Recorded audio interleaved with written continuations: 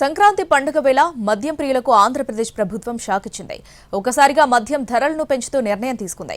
ఈ మేరకు ప్రభుత్వం ఉత్తర్వులు జారీ చేసింది. 99 ఎంఆర్పీ ఉన్న మద్యం బాటిళ్లను మినహాయించి మిగిలిన అన్ని మద్యం బ్రాండ్లపై ఒక్కో సీసా మీద ₹10 పెంచుతూ మందుబాబులకు షాక్ ఇచ్చింది ఏపీ ప్రభుత్వం.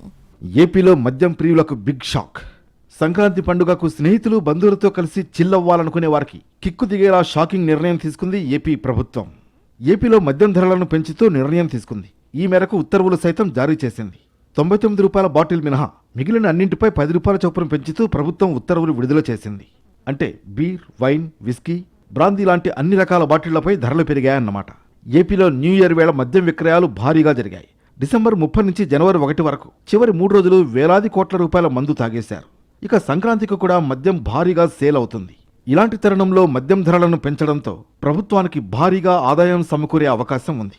బ్రాండ్లపై ₹10 పెంచడం వల్ల ప్రభుత్వానికి ఏడాదికి 1391 కోట్ల రూపాయల దాకా అడిషనల్ ఇన్కమ్ వస్తుందని అధికారులు తెలియజేస్తున్నారు. మరోవైపు రిటైల్ మద్యం షాపుల యజమానులకు ఇచ్చే మార్జిన్ను కూడా ప్రభుత్వం పెంచింది. ఈ మేరకు ఉత్తర్వులు జారీ చేసింది. ₹99 లోపు ఉండే మద్యం బాటిళ్లపై మార్జిన్ను 1% పెంచింది.